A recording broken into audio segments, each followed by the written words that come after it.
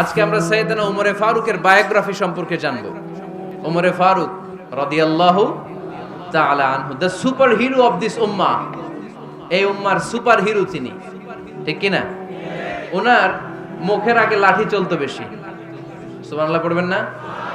মাঝে মাঝে লাঠি চালানোরও দরকার আছে না নাই? সাইয়েদনা উমরে ফারুক আমাদের জন্য অনুপ্রেরণা। Is the real superhero of Muslim উম্মাহ। তিনি এই উম্মার রিয়েল সুপার হিরো। এজন্য ওনার জীবনী থেকে আমরা কিছু শিক্ষা নেওয়ার চেষ্টা করব ইনশাআল্লাহ। পড়েন সাইয়েদনা উমরে ফারুক কিভাবে ইসলাম ধর্ম গ্রহণ করলেন, কিভাবে বিশ্বনবীর প্রাণের কলিজার টুকরা হলেন, এটা দিয়ে আমরা শুরু করি। আল্লাহ তাআলা সাইয়েদনা উমরে ফারুকের হৃদয়ের মধ্যে 3টা ধাক্কা মেরেছেন, ইমানের ধাক্কা। আওয়াজ করে বলতে হবে কয়টা? জোরে বলেন তো কয়টা? 3টা ইমানি ধাক্কা। এক হচ্ছে বিশ্বনবীর দোয়ার ধাক্কা। এক কি? দোয়ার ধাক্কা। 2 হচ্ছে সূরা হাক্কা দিয়ে দিয়েছেন আল্লাহ এক ধাক্কা। সুবহানাল্লাহ পড়বেন না? 3 হচ্ছে সূরাতু তাহা দিয়ে আল্লাহ দিয়েছেন আরেকটা ধাক্কা। এই 3টা ইমানি ধাক্কা যখন সাইয়েদনা উমরে ফারুকের হৃদয়ে লাগলো, উনি পড়তে আরম্ভ করেছেন আশহাদু আল্লা ইলাহা ইল্লাল্লাহ ওয়া আশহাদু আন্না মুহাম্মাদান আবদুহু ওয়া রাসূলুহু। চিল্লায়ে পড়েন আল্লাহু আকবার। বিশ্বনবী মক্কায় বসে বসে তাহাজ্জুদের সালাত পড়ে আল্লাহর কাছে দোয়া করলেন, আল্লাহুম্মা আইজ্জাল ইসলাম বিআহাব্বির রাজুলাইনি ইলাইক। ও আল্লাহ, 2 জন লোকের নাম বলবো, 2 জনের দরকার নেই। এই 2 জনের একজনকে আপনি ইসলামের সুশীতল ছায়া তলে এনে ইসলামকে বিজয় দান করে দেন। মুহূর্তের মধ্যে দোয়াটা কবুল করে নিয়েছে কে? বিশ্বনবী বললেন, আল্লাহ 2 জনের নাম বলবো আজকের দোয়ায়। আবি জাহাল ইবনে হিশাম, হয়তো হিশামের বেটা আবু জাহেলকে আপনি ইসলামের ভিতরে নিয়ে আসেন, কিংবা ওমর ইবনুল খাত্তাব, খাত্তাবের বেটা ওমরকে আপনি ইসলামের ছায়া তলে নিয়ে আসেন। ওমরে ফারুকের জন্য দোয়াটা কবুল করে নিয়েছে কে? মক্কার যে অবস্থা, আল্লাহর হাবিব সাল্লাল্লাহু আলাইহি ওয়াসাল্লাম বুঝলেন মক্কার এই 2 জনের একজন যদি আমার সাথে না থাকে তাহলে মক্কায় দাওয়াতি কাজ চালিয়ে যাওয়া যাবে। আল্লাহরে বললেন, আল্লাহ বেশি চাই না, এই 2 জনের একজন, হয় আবু জাহেল নয় ওমর, হয় আবু জাহেল নয় ওমর। বিশ্বনবী যখন দোয়া করলেন, এই দোয়ার একটা ইমানি ধাক্কা, নুরানি ধাক্কা সাইয়েদনা ওমরে ফারুকের হৃদয়কে স্পর্শ করে ফেলল। দোয়া ইজ লাইক এ মিসাইল। এই যে আমরা দোয়া করি, এটা মিসাইলের মতো। যুদ্ধে মিসাইল হামলা করে না? মিসাইল হামলা করার পরে এই মিসাইল লক্ষ্য বস্তুতে যে ভেদ করে, ঠিক কিনা? তেমনি দোয়ার মতো যদি আপনি দোয়া করতে পারেন, আপনি যেই জন্য দোয়া করেছেন ঠিক ওই জায়গায় যে আপনার দোয়া স্পর্শ করে। সুবহানাল্লাহ পড়বেন না? বিশ্বনবীর দোয়ার মাধ্যমে প্রথমে সাইয়েদনা ওমরে ফারুকের হৃদয়ে এক ধাক্কা লাগলো। 2 নম্বরে রব্বুল আলামিন সূরাতুল হাক্কা দিয়ে ওমরে ফারুকের হৃদয়ের মধ্যে দিলেন এক ধাক্কা। পড়েন আল্লাহু আকবার। কোরআনের ভেতরে সূরাতুল হাক্কা নামে একটা সূরা আছে না নাই? আল হাক্কাতু মাল হাক্কা ওয়া মা আদরাকা মাল হাক্কা। পড়েন আল্লাহু আকবার। বিশ্বনবী যখন দোয়া করলেন, ওই দোয়া যখন সাইয়েদনা ওমরে ফারুকের হৃদয়ে স্পর্শ করলো, সাইয়েদনা ওমরে ফারুক সব সময় বিশ্বনবীরে ফলো করতে আরম্ভ করলেন। বিশ্বনবী ডানে গেলে লুকিয়ে লুকিয়ে ওমর ফারুক ডানে যায়, বিশ্বনবী বায়ে গেলে লুকিয়ে লুকিয়ে ওমরে ফারুক বায়ে যায়। বিশ্বনবী একবার মসজিদুল হারামে যে নামাজ পড়তে শুরু করলেন, ওমরে ফারুক তখন বিশ্বনবীর পিছু পিছু ছদ্মবেশে পেছন থেকে যে বিশ্বনবী কিভাবে নামাজ পড়ে দেখতে শুরু করলেন। বিশ্বনবী ইন দা মিন টাইম এশার নামাজে আল হাক্কাতু মাল হাক্কা তেলাওয়াত শুরু করে দিলেন। আল হাক্কাতু মাল হাক্কা তেলাওয়াত শুরু করে দিলেন।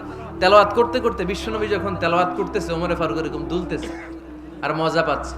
ও মিয়া, বিশ্বনবীর কণ্ঠ বুঝি আমার মতো কণ্ঠ, আপনার মতো কণ্ঠ, আহমদ বিন ইউসুফের কণ্ঠ, আব্দুল বাসিতের কণ্ঠ না? বিশ্বনবীর গলায় যে কি সুরের ঝংকার আল্লাহ দিয়েছেন, কি সুরের লহরী আল্লাহ দিয়েছেন, একবার যে শুনতো পাগল হয়ে যেত। আল্লাহু আকবার। বিশ্বনবী সূরা হাক্কা মন্ত্রমুগ্ধ তেলাওয়াতে, মন্ত্রমুগ্ধ সুর দিয়ে, মন্ত্রমুগ্ধ কণ্ঠ দিয়ে তেলাওয়াত করতে লাগলেন। এশার সালাতে ওমরে ফারুক দুলতে লাগলেন। ওমরে ফারুক যত শুনেন অবাক হয়ে যায়, যত শুনেন অবাক হয়ে যায়, যতই শুনে অবাক। কিরে? কারণ তিনি আরবি ভাষা বুঝতেন, এত সুন্দর শব্দের গাঁথনি। এত প্রাঞ্জল বর্ণনা, এত সুন্দর অন্তমিল, এটা কবিতা না হয়ে পারে না। উনি মনে মনে ভাবলেন এটা মনে হয় কবিতা, it might be poem, it could be poem. Muhammad মনে হয় কবি হয়ে গেছে, তার কাব্য প্রতিভা দিয়ে সে এটা বানিয়েছে। তা না হলে এত সুন্দর কথা এটা কবিতা না হয়ে পারে। ইন দ্য মিন টাইম বিশ্বনবী কিন্তু দেখতেছে না যে পেছনে ওমর। বিশ্বনবী তেলাওয়াত করছিলেন, ইন দ্য মিন টাইম বিশ্বনবী পড়ছিলেন ওমা হুয়া বিকাউলি শাইরিন কলিলাম মা তুমিনুন। এই আয়াতের অর্থ হলো এটা কোনো কবির কথা নয়, খুব অল্প সংখ্যক লোকই তোমরা ঈমান আনো। সুবহানাল্লাহ পড়েন। এটাকে বলে কোইন্সিডেন্ট। কোইন্সিডেন্ট হুট করে অনেক সময় মিলে যায়, যায় কি যায় না? আপনি একজনের কথা ভাবতেছেন, বাজারে গেলেন, বাজারে যেই দেখেন ওই লোকটা দাঁড়ায় আছে, এরকম হয় কি হয় না? কোইন্সিডেন্ট। ওমরে ফারুক মনে মনে যেটা ভাবতেছে ওই কথা দিয়ে বিশ্বনবী তেলাওয়াত করতেছে, আল্লাহু আকবার। বিশ্বনবী যে আয়াত তেলাওয়াত করছিলেন, আয়াতের অর্থ হলো এটা কোনো কবির বানানো কবিতা না, খুব অল্প সংখ্যক লোকই তোমরা ঈমান আনো। ওমরে ফারুক আটকে উঠলেন, থমকে দাঁড়ালেন। ঘটনা কি? আমি মনে মনে ভাবলাম কি রে, এত সুন্দর কথা, এটা তো মানুষের কথা হতে পারে না, এটা নিশ্চয়ই কবিতা, কবির কথা। কিন্তু মুহাম্মদ এখন আবার পড়তেছে ওমা হুয়া বিকাউলি শাইর, এটা কোনো শায়েরের, কবির কথা নয়। কলিলাম মা তুমিনুন, অল্পই তোমরা ঈমান আনো। তার মানে আমার মনে যা চলে মুহাম্মদ এটা টের পায়। মুহাম্মদ গণক। নাউজুবিল্লাহ পড়বেন না? মুহাম্মদ অনেক বড় মাপের একজন গণক। মানুষের হৃদয়ে কি চলে, মনে মনে কি ভাবে, মুহাম্মদ না দেখেও বলে দিতে পারে। ইন দা মিন টাইম বিশ্বনবী পরের আয়াতে পড়লেন ওয়ালা বিকাউলি কাহিনিন কলিলাম মা তাযাক্কারুন। এই আয়াতের অর্থ হলো এটা কোনো গণকের বানানো গণনা নয়, খুব অল্প সংখ্যক লোকই তোমরা উপদেশ হিসেবে এটাকে মানো। সুবহানাল্লাহ পড়েন। এবার আর ওমরে ফারুকের সহ্য হয় না, কি আজীব তামাশা। প্রথমে মনে করলাম কবিতা, মুহাম্মদ কয় কবি না, সে কবি না, এটা কবিতা না। তারপর ভাবলাম সে গণক, সে আয়াত পরে পরে বলে দিল এটা গণনা নয়, তাহলে এটা কি? এটা কি কবিতাও না, গণনাও না, তাহলে এটা কি?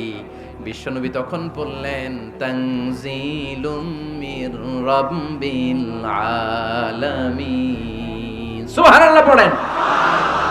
পরের আয়াত ছিল তানজিলুম মির রাব্বিল আলামিন।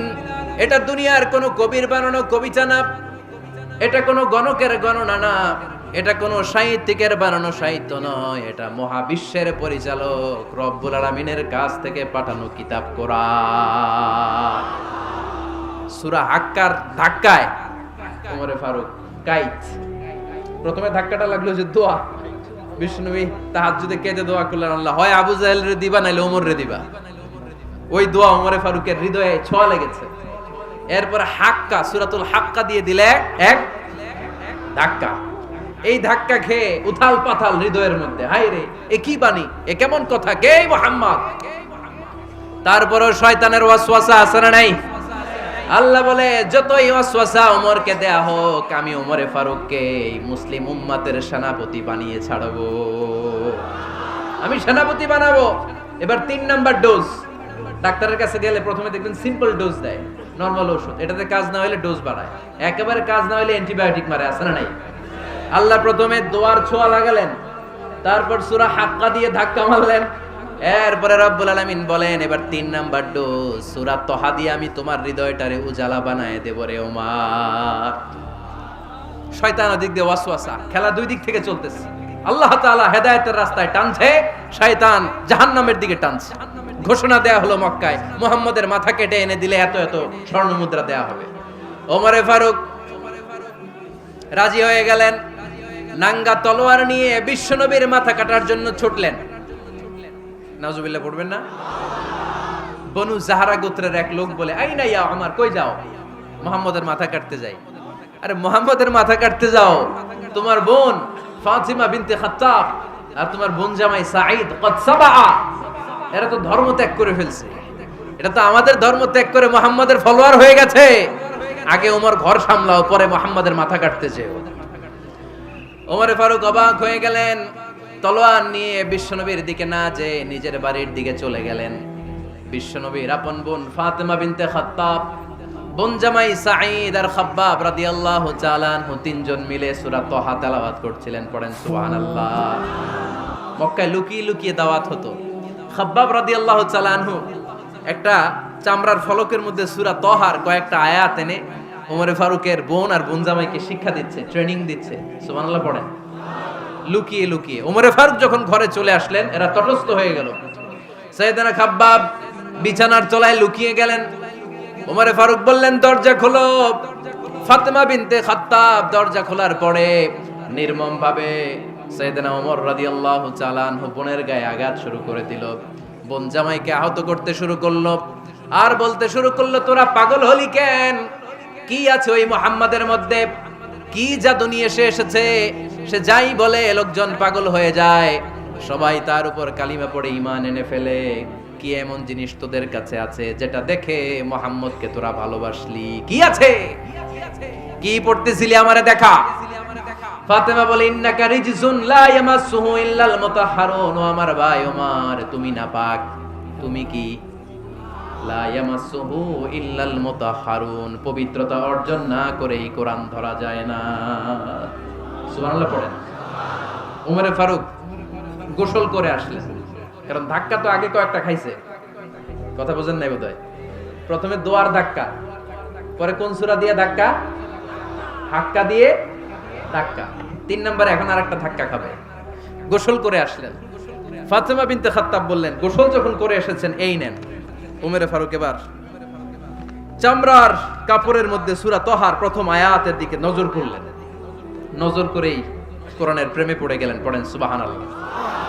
ওমরে ফারুক পড়তে আরম্ভ করলেন, তহা মা আনজালনা আলাইকাল কুরআনা লিতাশকা ইল্লা তাযকিরাতাল লিমান ইয়াখশা তানজিলাম মিম্মান খালাকাল আরদা ওয়াস সামাওয়াতিল উলা। সুবহানাল্লাহ পড়েন। উনি পড়তে আরম্ভ করলেন, তহা মা আনজালনা আলাইকাল কুরআনা লিতাশকা, এই কোরআনকে আমি তোমাদের হতভাগ্য জাতি হিসেবে দুনিয়ায় থাকার জন্য পাঠাই নাই। এটা রব্বুল আলামিনের পক্ষ থেকে এসেছে। যারা রবকে ভয় করে তাদের জন্য আছে উপদেশ। যিনি আকাশ বানিয়েছেন, জমিন বানিয়েছেন, ওই আল্লাহ তাআলা নিজেই এই কোরআন পাঠিয়েছে। আওয়াজ করে পড়তে হবে, আল্লাহু আকবার। উনি খুব ভালো আরবি জানতেন। সূরা তহা পড়ার পরে আর ধৈর্য ধারণ করতে পারে না। ওমরে ফারুক ছোট্ট বাচ্চার মতো কান্না শুরু করে দিলেন। আল্লাহু আকবার। সূরা তহাটা হাতে নিয়ে, তলোয়ারটা হাতে নিয়ে বিশ্বনবীর দিকে ছুটতে আরম্ভ করলেন। আইনা মুহাম্মদ, কোথায় মুহাম্মদ? তোমরা আমাকে মুহাম্মাদের কাছে নিয়ে চলো। বিশ্বনবী তখন সাফা পাহাড়ের পাদদেশে দারুল আরকাম ইবনে আলকামের ঘরে লুকিয়ে লুকিয়ে কোরআনের দাওয়াত দিতেন। ওমরে ফারুককে পাগলের মতো ছুটে আসতে দেখে বিশ্বনবীর চাচা হামজা ইবনে আব্দুল মুত্তালিব বলল, নবী আপনি পালান। ওই যে খাত্তাবের বেটা ওমর আপনাকে অপমান করার জন্য, আক্রমণ করার জন্য তেরে এসেছে। সাহাবীরা বললেন, নবী আপনি পালিয়ে যান, আমরা সামাল দেব। বিশ্বনবী বললেন, না আমি পালাবো না, বরং তোমরা সরে যাও। ওমর ইবনুল খাত্তাবকে আমার দরবার পর্যন্ত আসতে দাও। আমার তো মনে হচ্ছে ওই যে তাহাজ্জুদের নামাজ শেষে চোখের পানি ছেড়ে যে আমি আল্লাহর কাছে দোয়া করেছি, আজকে আমার ওই দোয়াটা কবুল হতে শুরু করেছে। আমার তো মনে হচ্ছে আমার দোয়া কবুল হবে, আসতে দাও। ওমর ফারুক এসে বললেন, আশহাদু আল্লা ইলাহা ইল্লাল্লাহ ওয়া আশহাদু আন্না মুহাম্মাদান আবদুহু ওয়া রাসূলুহু, আমি সাক্ষ্য দিলাম আল্লাহ ছাড়া কোনো ইলাহ নাই, নিশ্চয়ই আপনি আল্লাহর প্রেরিত বান্দা এবং রাসূল। পড়েন সুবহানাল্লাহ। ওমর ফারুক যখন কালিমা শাহাদা পড়ে মুসলমান হয়ে বিশ্বনবীর হাতে হাত রাখলেন, নমুসলিম সাহাবীদের মধ্যে খুশি আর আনন্দের বন্যা বয়ে গেল। নমুসলিম হাতে গোনা সাহাবারা আল্লাহর প্রশংসা করলেন। বিশ্বনবী সাইয়েদনা ওমর ফারুককে জড়িয়ে ধরলেন। ওমর ফারুক আবার বিশ্বনবীরে বললেন, নবী গো, আলাসনা আলাল হক, আমরা কি সত্যের উপরে আছি নাকি আমরা ভুলের উপরে আছি? বিশ্বনবী বললেন, বালা নাহনু আলাল হক, আমরাই সত্যের উপরে আছি। সুবহানাল্লাহ পড়েন। আলাসনা আলাল হক, নবী আমরা কি সত্যের উপরে নাই? হ্যাঁ অবশ্যই ওমর, তুমি সত্যের উপরে আছো। ওমরে ফারুক বললেন, তাহলে ফাফিমাল ইখতিফা, তাহলে লুকায় লুকায় আর দাওয়াত দেব কেন? আমি তো কালিমা পড়ে ফেলছি, আসেন আমার সাথে বের হই। ফাফিমাল ইখতিফা, আর লুকায় লুকায় কেন? আসেন আমরা বাইরে বেরোই। বিশ্বনবী বললেন, ওমর এটা মাক্কি জীবন, এখানে আমরা একটু গোপনে গোপনে দাওয়াত দিতে চাই। ওমরে ফারুক বলে, না, আমার দায়িত্ব, আমি একটা মিছিল দিতে চাই নবী। আল্লাহর নামের তাকবীর দিতে দিতে দারুল আরকাম থেকে শুরু করে মসজিদুল হারাম পর্যন্ত একটা মিছিল দিয়ে আমি মক্কা কাঁপাইয়া দেব। অনুমতি দেন। বিশ্বনবী দিতে চায় না। ওমরে ফারুক অনেক বুঝানোর পরে স্বল্প পরিসরের একটা অনুমোদন পাওয়া গেল বিশ্বনবী সাল্লাল্লাহু আলাইহি ওয়াসাল্লামের কাছ থেকে। কিন্তু মিছিল যে দিবে, মিছিলের জন্য লোকের দরকার আছে না নাই? এখানে লোক নাই, আমি একাই মিছিল দিতেছি। এটা জমবে? মিছিল জমবে? খুঁজে উনি 11 জন মুসলিম সাহাবা পেলেন। কয়জন? ওমরে ফারুক বললেন 11 জনই সই। এই 11 জন নিয়েই আমি আল্লাহর নামের তাকবীর দেব। 2 লাইন করলেন। কয় লাইন? 2 লাইন। পেছনে 6 জন, আর এই লাইনের নেতা বানালেন বিশ্বনবীর চাচা হামজাকে রাদিয়াল্লাহু তাআলা আনহু। আর সামনে 5 জন, তার আগে দাঁড়ালেন উনি নিজেই। তাহলে 6 6 12। বললেন এই 2 লাইনই আমরা তাকবীর দিতে দিতে, বেশি না, এই দারুল আরকামের ঘর থেকে, আপনারা জানেন যে সাফা মারওয়া এখন যে সাই হয়, এই সাফার পাদদেশে ছিল দারুল আরকামের ঘর। উনি বললেন এখান থেকে ওই যে কাবার গিলাফ দেখা যায়, কাবার গিলাফ পর্যন্ত আমরা এই তাকবীর নিয়ে ওখানে যাব। সুবহানাল্লাহ পড়বেন না? ওখানে উনি দাঁড়িয়ে ছোট্ট একটা ভাষণ দিয়েছিলেন। উনি বলেছিলেন, মান আরাদা আন তাসকুলা উম্মু ওয়া ইয়াতামা ওয়ালাদু ওয়া তারমিলা যাওজাতুহু ফালিয়াসুদ্দানি। খেয়াল করে শুনেন, কান দুইটা খরগোশের কানের মতো খাড়া করেন। উনি এক বাক্যের একটা ভাষণ দিলেন। ভাষণ দিতে জানলে বড় ভাষণ দেয়া লাগে না। এক বাক্যের ভাষণ দিয়ে গোটা বিশ্বকে ঝাঁকুনি মারা যায়। চিল্লায় বলো ঠিক কিনা? ওমরে ফারুক এক বাক্যের একটা ছোট্ট ভাষণ দিলেন। মান আরাদা আন তাসকুলা উম্মু, কে আছো মায়ের এই মক্কায়, কে আছো মায়ের বুক খালি করতে চাও? ইয়া আচামা ওয়ালাদু, কে আছো বাচ্চাগুলারে, নিজের সন্তানগুলোরে ইয়াতিম বানাতে চাও? কে আছো তারমিলা যাওজাতুহু, নিজের স্ত্রীকে বিধবা বানাতে চাও? ফালিয়া সুদ্দানি, বুকের পাটা থাকলে আমি ওমর রে থামাও। ফালিয়া সুদ্দানি, দেখি মক্কায় কার এত বড় বুকের পাটা। কে আছো মায়ের বুক খালি করতে চাও, সন্তান রে এতিম বানাতে চাও, স্ত্রীকে বিধবা বানাতে চাও? ফালিয়া সুদ্দানি, পারলে আমারে ঠেকাও। এই বলে উনি আল্লাহু আকবার, আল্লাহু আকবার, আল্লাহু আকবার বলে স্লোগান শুরু করে দিলেন। এক এক স্লোগানে মক্কার মরুজমিন থারথার করে কাঁপতে আরম্ভ করলো। এই মিছিল মক্কার কেউ দেয় নাই। মিছিলের আওয়াজ শুনে আবু জাহেল বাইরিস, উতবা বাইরিস, শাইবা, ওয়ালিদ ইবনে মুগিরা সব বের হয়েছে। কিরে, আমার এলাকায় এত বড় স্লোগান, কার এত সাহস? বের হয়ে দেখে মিছিলের সামনে ওমর। ওমর রে দেখে দিছে এক দৌড়। কারণ ওমরে ফারুককে থামানোর মতো বাপের বেটা মক্কায় দ্বিতীয়টা কেউ ছিল না। আওয়াজ করে বলেন ঠিক কিনা? ওমরে ফারুক আল্লাহু আকবার, আল্লাহু আকবার বলে স্লোগান দিতে দিতে মসজিদুল হারামের ভেতরে ঢুকে গেল। কাবার গিলাফ ধরার পরে সেদিন মিছিল থেমেছে। ওই আল্লাহর নামের স্লোগান সেদিন কেউ থামাতে পারে নাই, কিয়ামত পর্যন্ত কেউ থামাতে পারবে না। চিল্লায় বলো ঠিক কিনা?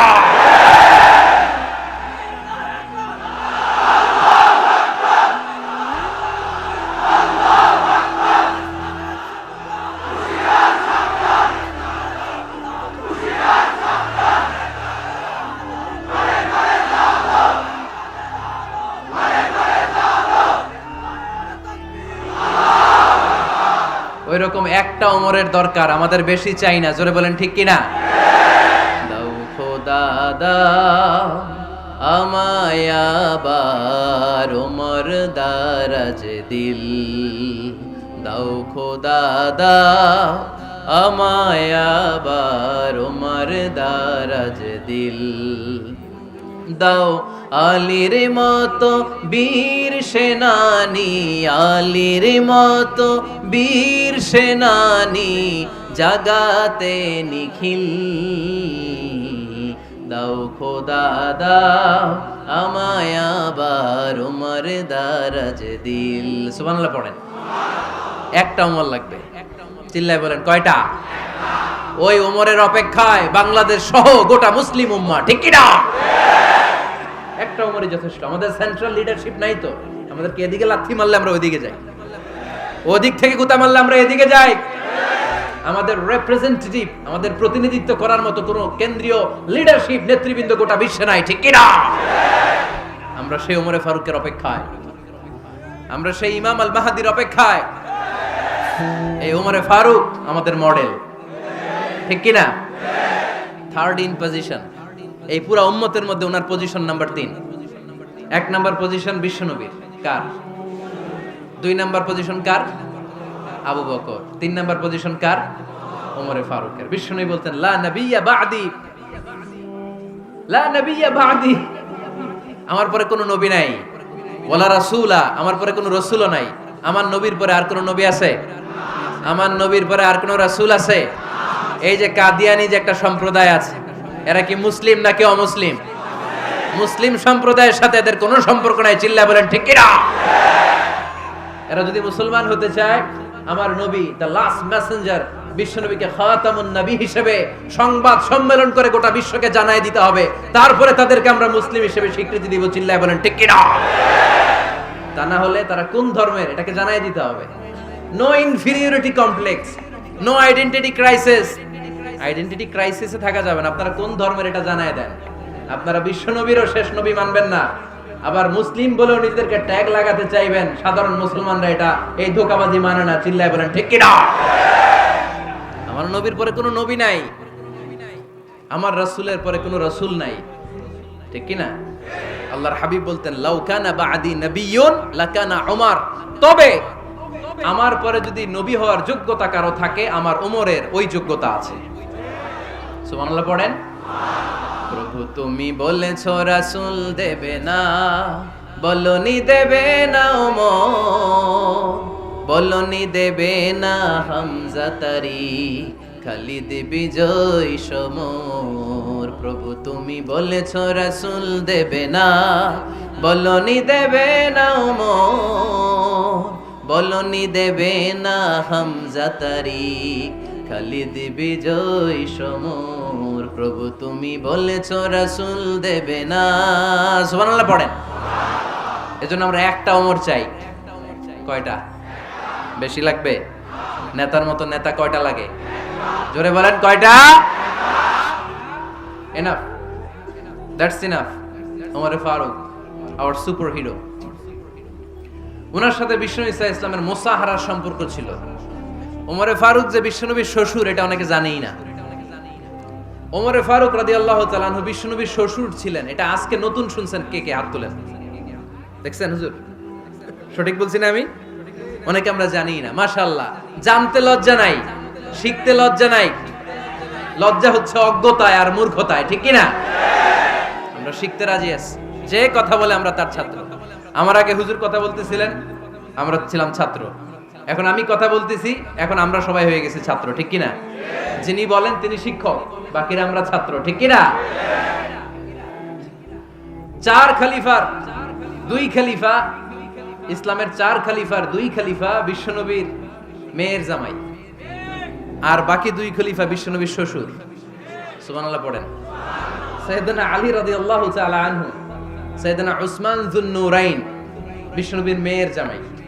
উসমান রাদিয়াল্লাহু তাআলা আনহুর কাছে বিশ্বনবী 2 মেয়েকে বিয়ে দিয়েছিলেন। একজন মারা যাওয়ার পরে আরেকজন। বিশ্বনবী বলেছেন এরপরে আরেকটা থাকলে ওইটারও বিয়ে দিতাম। সুবহানাল্লাহ পড়বেন না? 2 জন ছিল মেয়ের জামাই আর 2 জন ছিল শ্বশুর। সাইয়েদনা আবু বকর শ্বশুর, বিশ্বনবীর স্ত্রী আম্মাজান আয়েশা রাদিয়াল্লাহু তাআলা আনহার বাবা। বিশ্বনবীর স্ত্রী আম্মাজান হাফসা রাদিয়াল্লাহু তাআলা আনহার বাবা ছিল সাইয়েদনা ওমর ফারুক। চিল্লায় পড়েন আল্লাহু আকবার। জানো তো না পজিশন না? সাইয়্যিদু কুহুলিল জান্নাহ, জান্নাতে যত নারীরা যাবে, নারীদের সর্দারিনী হবে সাইয়্যিদাতুনা ফাতেমা রাদিয়াল্লাহু তাআলা আনহা। এই ফরিদপুরের যত ইয়াং স্টাররা তোমরা যারা জান্নাতে যাবে, তোমাদের লিডার হবে সাইয়েদনা হাসান আর হুসাইন রাদিয়াল্লাহু তাআলা আনহুমা। আর বয়স্ক মুরব্বীরা যারা জান্নাতে ঢুকবেন, আপনাদের লিডার হবে সাইয়েদনা আবু বকর আর সাইয়েদনা ওমর ফারুক রাদিয়াল্লাহু তাআলা আনহু। সুবহানাল্লাহ পড়তে পারলেন না? ওমর ফারুক এটা সাধারণ কোনো ক্যারেক্টারিস্টিক্স নয়।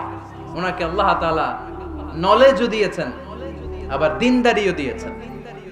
আমার দিনী ভাইয়েরা খেয়াল রাখবেন, কোনো আলেমের মধ্যে বা কোনো নেতার মধ্যে যদি এই দুইটার সমন্বয় আপনি পান, যে তার জ্ঞানও আছে আবার দিনদারিও আছে, he belongs the knowledge and he belongs the taqwa, সে গোটা বিশ্বকে জয় করে ফেলবে। ঠিক কি না?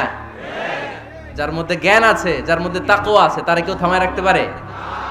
ওমরে ফারুককে এই 2 নেয়ামত দিয়ে ধন্য করেছে কে? সহিহ বুখারীর বর্ণনা, বিশ্বনবী সাহাবীদের সামনে একটা স্বপ্নের কথা বলছেন। বিশ্বনবী বললেন, আমি স্বপ্নে দেখলাম আমার আঙ্গুলের ফাঁকা থেকে দুধ বের হচ্ছে, আমি তৃপ্তি সহকারে দুধ খেলাম। খাওয়ার পরে দেখলাম আঙ্গুলের মধ্যে একটু দুধ লেগে আছে। আমার আঙ্গুলে অতিরিক্ত লেগে থাকা দুধটা আমি ওমরে ফারুকের মুখের মধ্যে লাগিয়ে দিলাম। সাহাবারা বললেন, ইয়া রাসূলুল্লাহ, ইয়া হাবিবাল্লাহ, মাযা আওয়ালতা বিহি, এই স্বপ্নের আপনি কি ব্যাখ্যা করলেন, আমরা তো বুঝলাম না। বিশ্বনবী বললেন, আওয়ালতু বিহি আল ইলম, আমি এই দুধ দিয়ে জ্ঞানের ব্যাখ্যা করেছি, কারণ ওমরকে আল্লাহ যেই জ্ঞান দিয়েছে গোটা বিশ্বের কাউকে এত জ্ঞান দেয় না। এজন্য স্বপ্নে যদি কেউ দেখেন যে আপনি দুধ খাচ্ছেন, তার মানে আল্লাহ তাআলা আপনার জ্ঞান বাড়ায় দিবেন। ওমরে ফারুককে দুধ খেয়ে অতিরিক্ত দুধের অংশটা বিশ্বনবী আবু বকর রাদিয়াল্লাহু তাআলা আনহুর মুখে দেন নাই, সাইয়েদনা উসমানের মুখে দেন নাই, আলী রাদিয়াল্লাহু তাআলা আনহুর মুখে দেন নাই। স্বপ্নে ওই অতিরিক্ত লেগে থাকা দুধটা বিশ্বনবী ওমরে ফারুকের ঠোঁটের মধ্যে লাগিয়ে দিয়েছেন। এই হাদিস থেকে প্রমাণ হয় আল্লাহ তাআলা জ্ঞানের নেয়ামতে সাইয়েদনা ওমরে ফারুককে ধন্য করেছেন। আবার বুখারীর বর্ণনা, বিশ্বনবী সাল্লাল্লাহু আলাইহি ওয়াসাল্লাম আরেকটা স্বপ্নের বর্ণনা দিচ্ছেন। তিনি বললেন, তোমাদের সবাইকে স্বপ্নে আমার সামনে দাঁড় করানো হলো। আমি দেখলাম তোমাদের কারো জুব্বা নাভি পর্যন্ত, কারো জুব্বা হাঁটু পর্যন্ত, কারো জুব্বা টাকনু পর্যন্ত। ওমরে ফারুককে যখন স্বপ্নে আমার সামনে দাঁড় করিয়ে দেয়া হলো, আমি দেখলাম ওমরের জুব্বা এত লম্বা, ওমর টেনে হিচড়ে তার জুব্বা নিয়ে সামনে হেঁটে যাচ্ছে। সাহাবারা বললেন, ফামাযা আওয়ালতা বিহি ইয়া রাসূলুল্লাহ, ও আল্লাহর রাসূল, এই স্বপ্ন দিয়ে আপনি কি বোঝাতে চাইলেন, আমরা কিছু বুঝলাম না। বিশ্বনবী বললেন, আউয়ালতু বিহি আদ-দীন, আমি এই হাদিসের দ্বারা দ্বীনের ব্যাখ্যা করলাম, যার জামা যত লম্বা তার দ্বীনদারি তত বেশি। সুবহানাল্লাহ, আসতে পড়েন। স্বপ্নে দেখলেন কোন সাহাবীর জুব্বা নাভি, কোন সাহাবীর হাঁটু, কারোটা টাকনু, কিন্তু ওমরে ফারুকের জুব্বা এত লম্বা, ইয়াজুরু সাওবাহু, তিনি তার জুব্বা টেনে হিচড়ে যাচ্ছেন। বিশ্বনবী বললেন, এটা দ্বারা আমি দ্বীন, আমি তাকওয়া, দ্বীনদারি, তাকওয়া, এটার ব্যাখ্যা করেছি। তার মানে ওমরে ফারুকের তাকওয়ার সামনে সব তাকওয়া পানি হয়ে যাবে। কোন সুবহানাল্লাহ। আল্লাহ তাআলা সাইয়েদনা ওমরে ফারুককে দ্বীনের জ্ঞান দিয়েছেন, তাকওয়া দিয়েছেন। যুবক ভাইরা, যাকে আল্লাহ তাআলা দ্বীনের জ্ঞান দেয়, যাকে আল্লাহ তাআলা তাকওয়ার এই গুণ দিয়ে সমৃদ্ধ করে, তার জন্য গোটা বিশ্বের সব দরজাগুলোকে ওপেন করে দেয় কে? কত বড় মুত্তাকি ছিলেন সাইয়েদনা ওমরে ফারুক। মদিনার সমাজে কয়জন মুনাফিক ছিল বিশ্বনবী ছাড়া কেউ বলতে পারতেন না। বিশ্বনবী কোন সাহাবীকে মুনাফিকদের লিস্ট দিয়ে যান নাই, একজন সাহাবী ছাড়া। দেখি কেউ বলতে পারেন কিনা ওই সাহাবীর নাম? কি নাম? হুযায়ফা ইবনুল ইয়ামান রাদিয়াল্লাহু তাআলা আনহু। ওনাকে বলা হতো সাহিবু সিররি রাসূলিল্লাহ, আল্লাহ রাসূল সাল্লাল্লাহু আলাইহি ওয়াসাল্লামের গোপন তথ্যের ধারক বাহক। সুবহানাল্লাহ পড়বেন না? বিশ্বনবী ইন্তেকালের আগে মদিনার সমাজে মোট কয়জন মুনাফিক আছে, এই তথ্য আবু বকরকে বলেন নাই, ওমর রাদিয়াল্লাহু তাআলা আনহুকে বলেন নাই, উসমান রাদিয়াল্লাহু তাআলা আনহু, আলী রাদিয়াল্লাহু তাআলা আনহু, আশারাতুল মুবাশশিরিনা বিল জান্নাহ কোন সাহাবীকে বলেন নাই। শুধুমাত্র কেবলমাত্র একমাত্র হুযায়ফা ইবনুল ইয়ামান রাদিয়াল্লাহু তাআলা আনহুর কাছে মুনাফিকদের লিস্টে বিশ্বনবী দিয়ে গিয়েছে।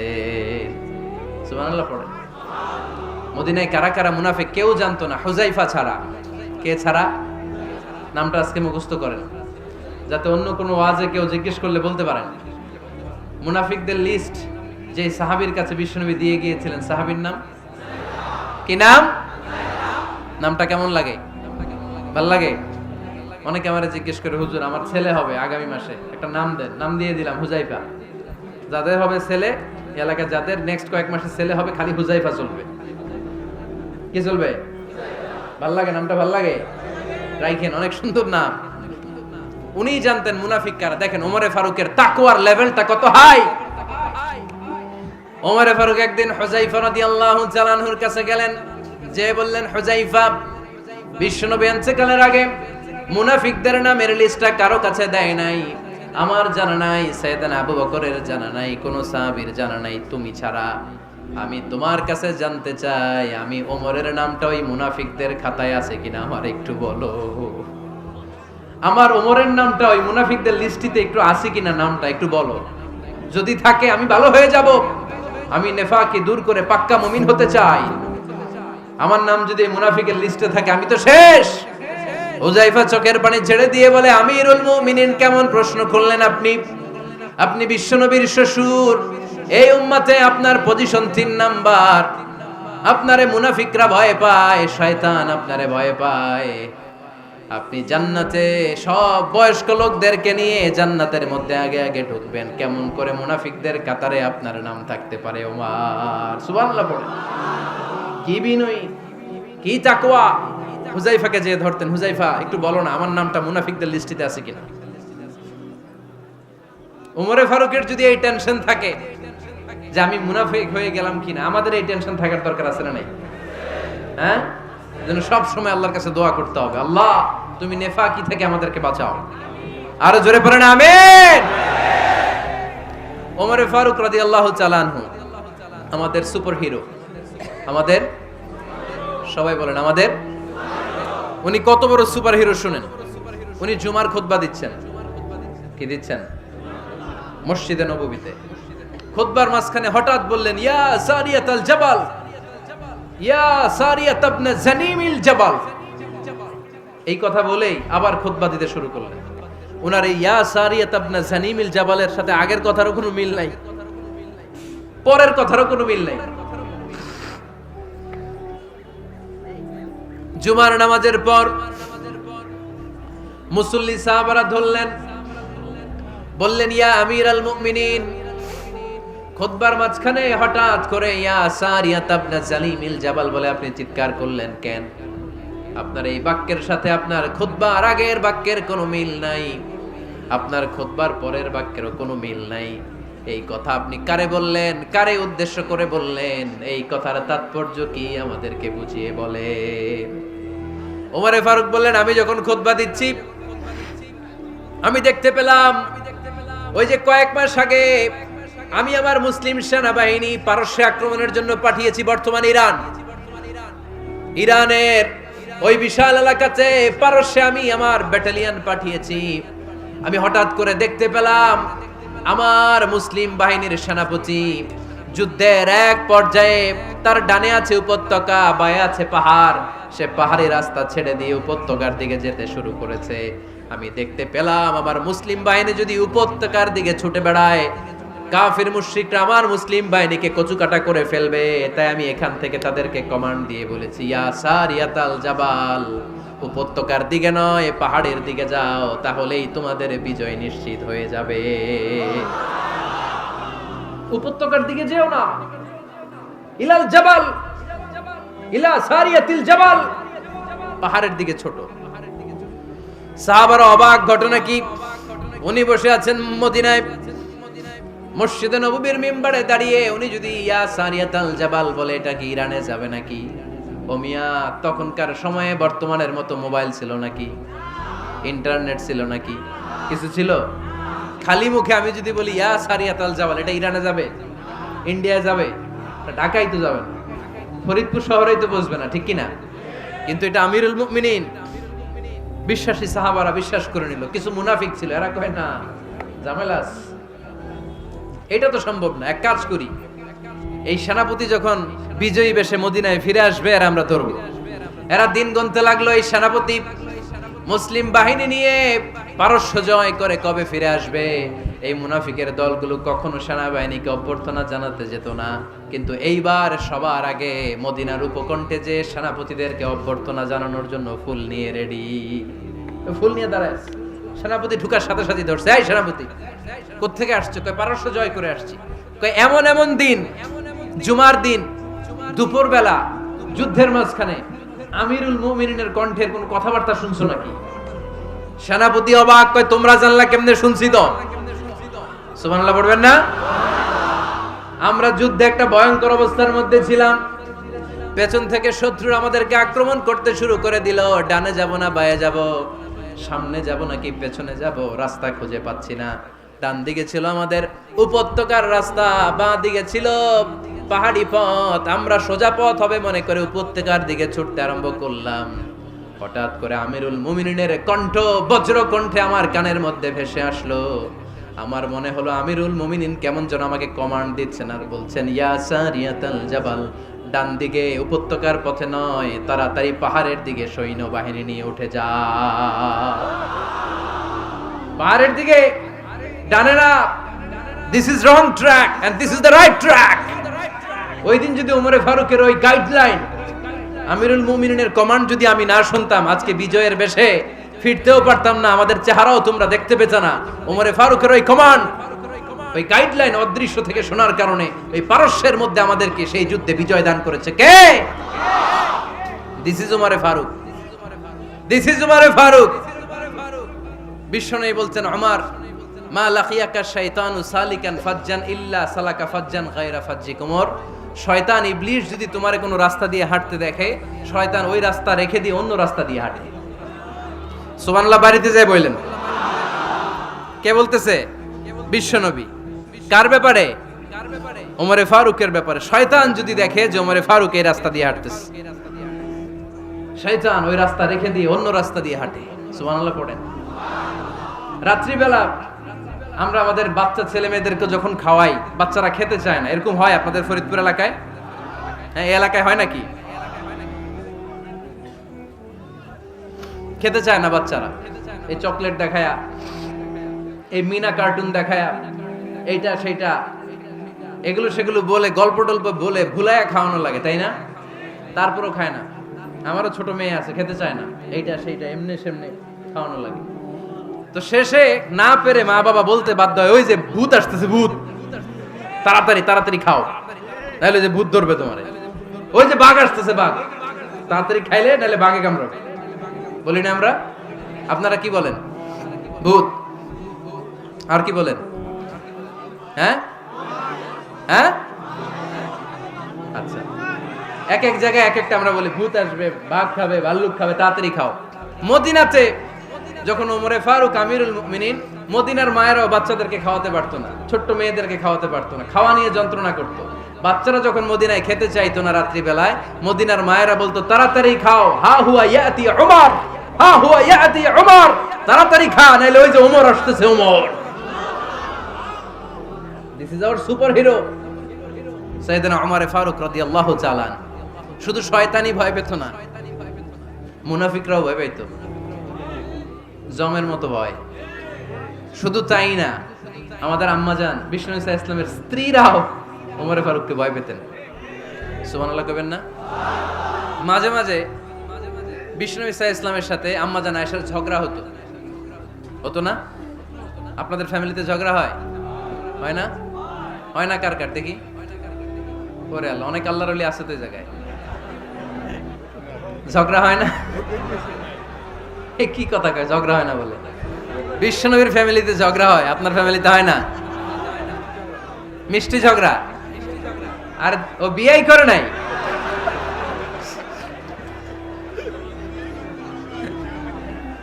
ঝগড়া তো হবেই, দাম্পত্য জীবনের মজাটাই তো এখানে। কখনো ঝগড়া, কখনো আনন্দ, একটু বৃষ্টি, একটু রোদ, একটু হাসি, একটু কান্না, ভালো লাগা, ভালোবাসা শেয়ার করে নেয়া, মিলেমিশে একাকার হয়ে যাওয়া, ঠিক কিনা? তো আল্লাহর হাবিব সাল্লাল্লাহু আলাইহি ওয়াসাল্লামের সাথে আম্মাজান আয়েশার ঝগড়া হতো। তো একদিন ঝগড়া হয়ে দুইজন রেগে আছে। খবরদার, দুইজন রেগে থাকবেন না আবার। একজন রাগলে আরেকজন থেমে যাবেন, কারণ এই ছোট্ট ঝগড়া থেকে এটা অনেক সময় বিচ্ছেদের দিকে গড়ায়। আমার প্রিয় ফরিদপুরবাসী, ভাবি রেগে গেলে আপনি রাইগেন না, ওই দিন আপনি একটু ঠান্ডা থাকেন। আবার আপনি রেগে গেলে, আমার মাইকের আওয়াজ যদি ভাবিরা শুনেন, আপনারা রেগে যায় না, একটু ঠান্ডা থাকবেন। দুইজনে রেগে গেলে তো তৃতীয় বিশ্বযুদ্ধ শুরু হবে, তাই না? একজন রেগে গেলে আরেকজন ঠান্ডা, কারণ এই সামান্য ঝগড়া থেকে ইগোর কারণে এটা বিচ্ছেদ আর ডিভোর্স পর্যন্ত গড়ায়। আর শয়তান এখানে উস্কানি দেয়, কারণ ইমানদারদের ফ্যামিলি ভাঙতে পারলে শয়তান সবচেয়ে বড় খুশি হয়। আর ইমানদারদের ফ্যামিলি টিকে থাকলে খুশি হয়ে যায় কে? আম্মাজান আয়েশা রাদিয়াল্লাহু তাআলা আনহার সাথে বিষ্ণু ইসা ইসলামের ঝগড়া হতো মাঝে মাঝে। তো একবার ঝগড়া হলো, বিষ্ণু ইসা ইসলামের রাগ, আম্মাজান আয়েশাও রাগ। তো বিষ্ণুই বললেন, আয়েশা, ঝগড়া করে আর কতক্ষণ থাকবো, আসো মিটমাট করি। আয়েশা রাদিয়াল্লাহু বললেন, ঠিক আছে, মিটমাট করব। তো বিষ্ণু ইসা ইসলাম বললেন, মিটমাটের জন্য কারে ডাকবো? ওমরে ডাকি। কয় না, ওমরে না, ওমর গালিজ, ওমর অনেক রাগে, আমার ডর লাগে। কয় তাহলে তোমার আব্বারে ডাকি, কয় ডাকেন। কি খুশি, মেয়েদের মধ্যে এই অভ্যাসটা আছে না নাই? তাহলে তোমার আব্বারে ডাকি, ডাকেন। ডেকে নিয়ে আসা হলো। আবু বকর রাদিয়াল্লাহু তাআলা আনহু দাঁড়ালেন, আম্মা জান আয়েশা দাঁড়ালেন, বিশ্বনবীও দাঁড়ালেন। বিশ্বনবী বললেন, আয়েশা তোমার আব্বা আসছে, এবার ঘটনা খুলে বলার পালা, তুমি বলবা নাকি আমি বলবো?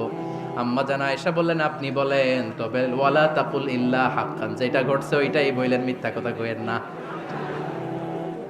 আবু বকর রাদিয়াল্লাহু তাআলা আনহু রেগে মেগে আগুন, কি এই কথা তুমি কেমন করে বলো? বিশ্বনবীকে মিথ্যা কথা কখনো বলবে? রেগে মেগে দিলেন মেয়ের গালে এক চড়। বানিয়ে বলতেছি না, মুসনাদ আহমদ ইবনে হাম্বলের হাদিস। বাবার হাতের থাপ্পড়কে আম্মা জান আয়েশা উল্টে বললেন। সাইয়েদনা আবু বকর রাগে গড়গড় করছেন, আবার মারার জন্য তেড়ে গেলেন। এবার বাঁচার জন্য আম্মা জান আয়েশা বিশ্বনবীর পিছনে যে আশ্রয় নিলেন, বিশ্বনবী বাঁচানোর জন্য দুই হাত মেলে দাঁড়িয়ে গেলেন। পড়েন সুবহানাল্লাহ।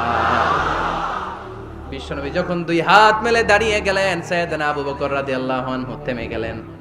সাইয়েদনা আবু বকর রাদিয়াল্লাহু তাআলা আনহু ঘর থেকে বের হয়ে বারান্দায় দাঁড়ালেন। পড়েন সুবহানাল্লাহ।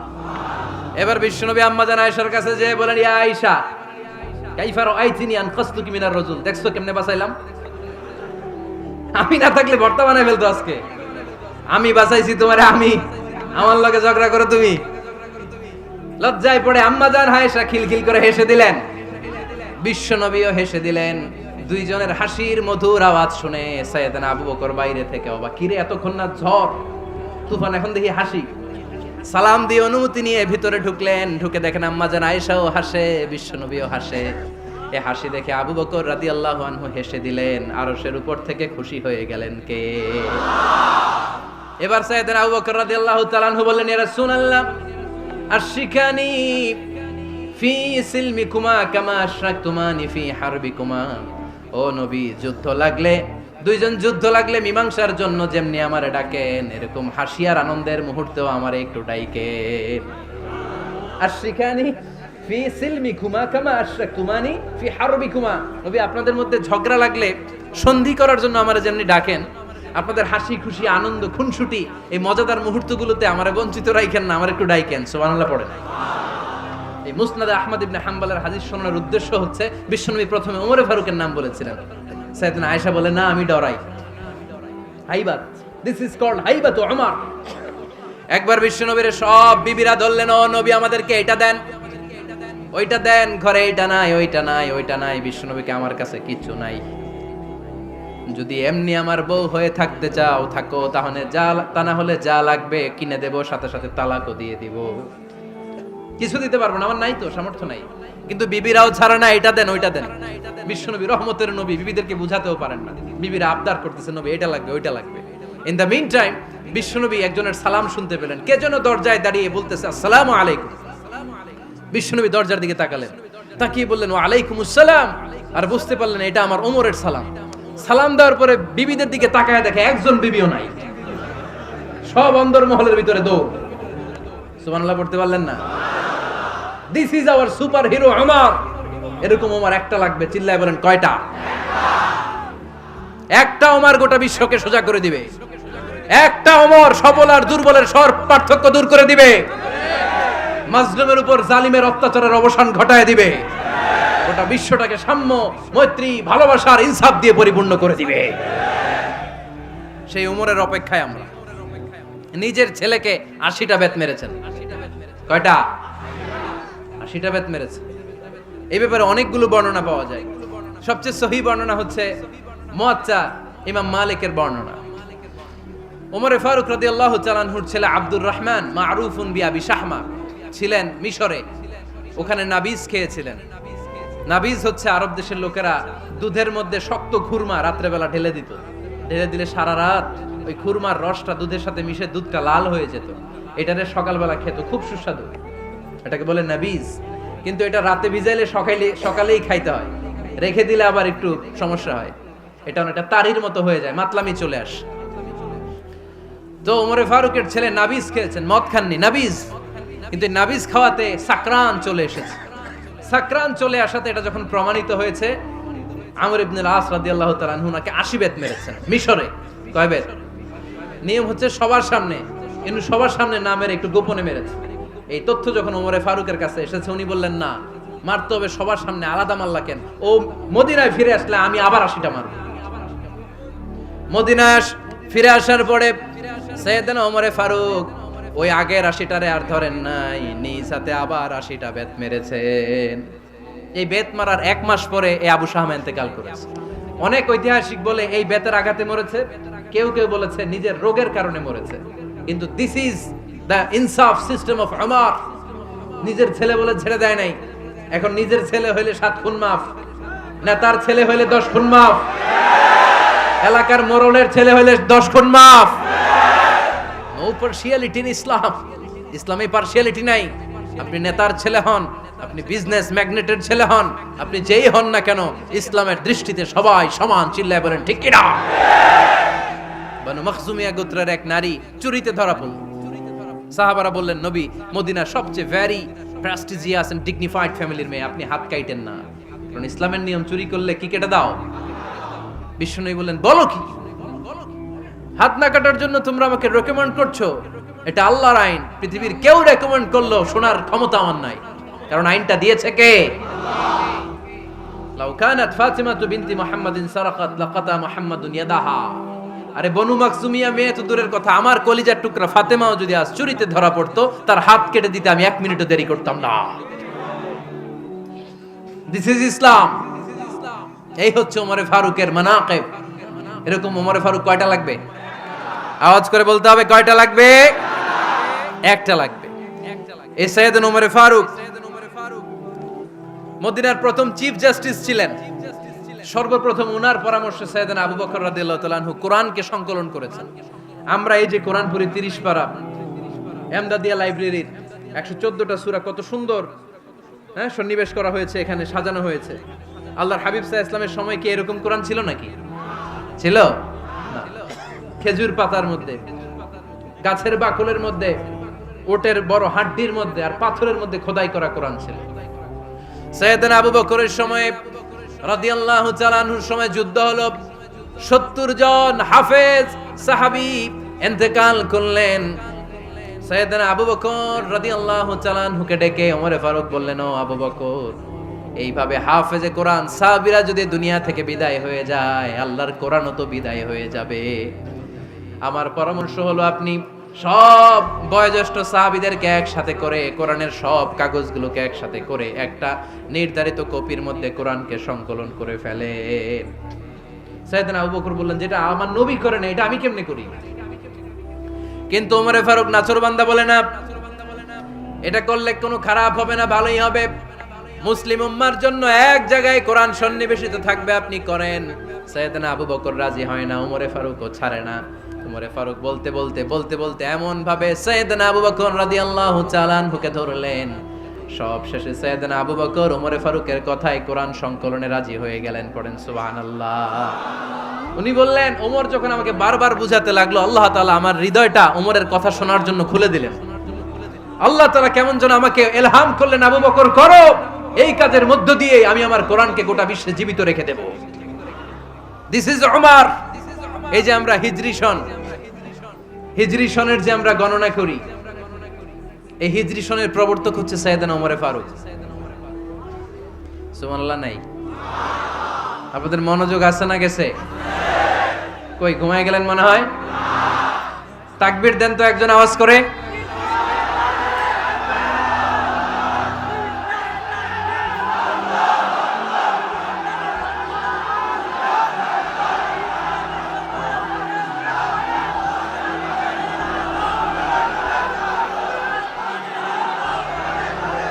মাশাআল্লাহ মাশাআল্লাহ। বসেন বসেন, এখনই শেষ করে দেব কিছু সময়ের মধ্যে। আমরা একসাথে বিদায় নেব ইনশাআল্লাহ। ওঠা বসা করবেন না, ওঠা বসা করবেন না, বসেন। সাইয়েদনা ওমরে ফারুক এই হিজরি সনের গণনা শুরু করেছে। সাহাবারা বলল, আমিরুল মুমিনিন, খ্রিস্টানদের ঈসাই সন আছে, আমাদের মুসলমানদের কোনো সন নাই। আমাদের একটা সন থাকলে আমাদের জিজিয়া নিতে, আমাদের যাকাতের টাকা উত্তোলন করতে অনেক সুবিধা হবে। ওমর ফারুক বললেন, তাহলে কোন সালকে হিজরি, কোন সালকে মুসলিম সাল হিসেবে আমরা ঘোষণা দিতে পারি? একজন বলল, আমার নবী যেই সালে জন্মগ্রহণ করেছেন ওই সালে। ওমর ফারুক বললেন, না, আমার নবীর জন্ম আমাদের জন্য খুশির দিন, কিন্তু এটা আমাদের জন্য প্রেরণা নয়। প্রেরণা নবীর কাজে, ঠিক কিনা? আরো কিছু সাহাবারা বলল, তাহলে যেই সালে আমার নবী ইন্তেকাল করেছে ওইটারে প্রথম সাল ধরেন। ওমরে ফারুক বললেন, না, যেদিন তিনি ইন্তেকাল করেছেন এটা আমাদের দুঃখের দিন, এটা আমাদের প্রেরণা নয়।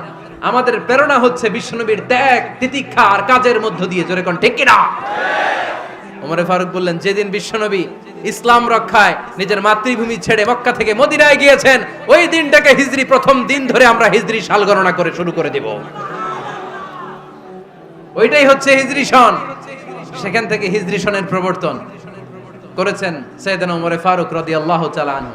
এই যে স্টেট গভর্নমেন্ট, এই যে প্রিজন, জেলখানা, ক্যান্টনমেন্ট, সচিবালয়, গণভবন, বঙ্গভবন, মুক্তিযোদ্ধাদের ভাতা, রাষ্ট্রীয় ভাতা, এই সব নিয়ম কানুন সাইয়েদনা ওমর ফারুক তার রাষ্ট্রীয় আমলে তিনি নিজে করেছেন। চিল্লায় পড়েন আল্লাহু আকবার। মুসলমানদের আলাদা কারেন্সি, নিজস্ব মুদ্রা ব্যবস্থা নিজে চালু করেছেন। সৈনিকদের মধ্যে যারা বিবাহিত, প্রতি 6 মাস অন্তর অন্তর 1 মাসের ছুটি কাটাতে তারা ফিরে আসবে, সাইয়েদনা ওমর ফারুক চালু করেছেন। চিল্লায় আওয়াজ করে পড়েন আল্লাহু আকবার। এই যে আমরা 20 রাকাত সালাতুত তারাবি পড়ি রমাদানে, পড়েন না আপনারা? এটা সাইয়েদনা ওমর ফারুক চালু করেছেন। সুবহানাল্লাহ পড়তে পারলেন না? কোরআনে মোট 22টা আয়াত আছে যেখানে সাহাবারা ইনডিসিশনে ভুগছিলেন। বিশ্বনবীর মত একটা, ওমর ফারুকের মত আর একটা। এই 22 জায়গায় আল্লাহ তাআলা বিশ্বনবীর মতের পক্ষে আয়াত নাজিল না করে ওমর ফারুকের মতের পক্ষে কোরআনের আয়াত নাজিল করেছেন। আওয়াজ করে পড়েন আল্লাহু আকবার। এদিকে উঠলেন কেন আপনারা? যারা উঠছেন আমার দিকে তাকান।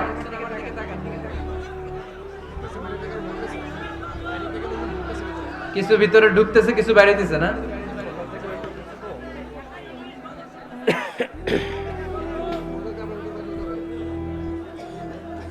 সাইয়েদনা ওমর ফারুক, আমরা সাহাবীদের জীবন চরিত পড়তে চাই না, কত যে অনুপ্রেরণামূলক দৃষ্টান্ত সাইয়েদনা ওমর ফারুক আমাদের জন্য রেখে গিয়েছে। ওমর ফারুক যখন খলিফা, দিনের বেলায় যদি রাষ্ট্রে কোনো নিয়ম জারি করতেন, দিনের বেলায় জনগণকে কোনো বিষয়ে যদি নিষেধ করতেন, রাত্রে বেলায় খাওয়ার সময় ফ্যামিলি মেম্বারদের সবাইকে বলতেন, এই দিনের বেলা আমি জনগণকে এই কাজ করতে নিষেধ করেছি, তোমরা আমার ফ্যামিলি মেম্বার, খবরদার তোমরা এই কাজ করো না। জনগণ করলে যতটুকু শাস্তি, তোরা করলে পাবি ডবল শাস্তি। সুবহানাল্লাহ কইবেন না? আমাদের নেতারা ওই বাড়ির বিচার করে, ওই বাড়ির মাইয়ার বিচার, ওই বাড়ির পোলার বিচার, নিজের পোলা গাঞ্জা টানে, আছে না নাই? নিজের মেয়ে অপরাধ করে, আছে না নাই? কি নেতা ছিলেন ওমর ফারুক! আগে নিজের ঘর সামলিয়েছেন, আগে নিজেকে সামলিয়েছেন, নিজের ঘর ঠিক করেছেন। বলেছেন জনগণ করলে যত ব্যাদ, তোরা করলে ডবল ব্যাদ। দিস ইজ কল লিডার, ঠিক কি না? এক বাবা এসে বললেন, ওমর ফারুক আমার ছেলে কথা শোনে না, বেয়াদব। ওমর ফারুক ছেলেরে ডাকলেন, বাবা তুমি তোমার আব্বাজানের কথা শোনো না, এটা তো কবিরা গুনাহ। ছেলে বলে, ওমর ফারুক সব দায় দায়িত্ব আল্লাহ ছেলে মেয়েদেরকে দিয়েছে, বাবা মাকে কোনো দায়িত্ব দেয় নাই। ওমর ফারুক বললেন, অবশ্যই দায়িত্ব দিয়েছে। তাহলে বলেন আমার বাবার দায়িত্ব কি? উনি বললেন, প্রাইমারিলি প্রথমত 3 দায়িত্ব। আইয়ান তাকিয়া উম্মা, পৃথিবীর প্রতিটি বাবার উচিত ছেলেদের মেয়েদের জন্য ভালো মায়ের ব্যবস্থা করা। 2 নম্বরে আইয়ুহসিনা ইসমা, সুন্দর তার একটা নাম রেখে দেয়া। 3 নাম্বার ইউআল্লিমাহুল কিতাব, তার আল্লাহর কিতাব শিক্ষা দেওয়া। এবার ছেলেকে আমার আব্বা 3টার একটাও করে নাই। এবার ওমর ফারুক রেগে গেলেন, বাবার কাঁধে ধরলেন, বললেন তুই ছেলের জন্য বিচার নিয়ে আসলি, তোর 3টা দায়িত্বের একটাও তুই পালন করিস নাই। ছেলে বলে, আমিরুল মুমিনিন, আমার মা নর্তকী, আমার মা মাজুসি, আমার মায়ের মধ্যে কোনো আদব কাদব নাই, সুন্দরী দেখে আমার মারে বাবা বিয়ে করছে, আমার মায়ের কাছ থেকে জীবনে কিছু শিখি নাই। 2 নাম্বার সাম্মানি খানফাসা, আমার বাবা আমার নাম রেখেছে চামচিকা। কি নাম রাখছে? এটা নাম হইলো একটা, এরকম উল্টা পাল্টা নাম আছে না নাই? না, এগুলো রাখবেন না। আব্দুল্লাহ রাখবেন, আব্দুর রহমান রাখবেন। আরেকটা কি বলছি আজকে? হুযায়ফা রেখে দিয়েন, পারবেন? ওয়ালাম ইউআল্লিমনি হারফাম মিন কিতাবিল্লাহ, আমিরুল মুমিনিন। শুধু তাই না, আল্লাহর কোরআনের একটা অক্ষর আমার বাবা কোনোদিন আমারে শিক্ষা দেয় নাই। ওমর ফারুক রেগে গেলেন, এবার বাবার কান্দে ধইরা মারতে শুরু করলেন। তুই পোলার নামে বিচার নিয়ে আইছিস, তোরে মাইর দিমু আগে। এরকম নেতার দরকার আছে না নাই? মদিনায় এক লোক তার বউরে রাগের চোটে 100 তালাক দিয়ে ফেলছে। কয় তালাক? দেয়ার নিয়ম কয়টা? দিছে কয়টা? এবার স্ত্রী কাঁদতে কাঁদতে এসে বলে, আমিরুল মুমিনিন দেখেন, আমার স্বামী আমারে রেগে মেগে 100 তালাক দিছে। ওমর ফারুক বললেন, দইরা নিয়ে এটারে। নিয়ে আসা হলো। ওমর ফারুক বললেন, কয়টা তালাক দিয়েছো? কয় 100টা। কেন দিছো? কয় মাথা গরম আছিল। এরকম আছে না? তালাক দেওয়ার সময় সব তালাক, তুই তালাক, তোর মা তালাক, তোর বোন তালাক, সব তালাক। তালাক দিবে ওয়াইফ রে, দিতেছে সবাই রে। তো ওমর ফারুক বললেন, দিবে 3টা, 100টা দিলা কেন? কয় মেজাজ গরম ছিল। কয় দাঁড়া, আত-তালাকু মিন শাআইরিল্লাহ, তালাক হচ্ছে আল্লাহর দেয়া বিধানের একটা নিদর্শন। এটা নিয়ে তুই খামখেয়ালি করলি। আমার রায় শোন, আমার রায় হচ্ছে 3 তালাকে তোর বউ তালাক, বাকি 97 তালাক তোর পিঠের উপরে পড়বে। এরকম বিচারের দরকার আছে না নাই? এরকম দৃষ্টান্তমূলক বিচার যদি বাংলার জমিনে দেয়া হতো, আর কোন নারী ধর্ষিতা হতো? আর কোন নারীকে অ্যাসিড মারা হতো? আর কোন নারী যৌতুকের জন্য কান্না করতো? একটা আমল লাগবে, বেশি না।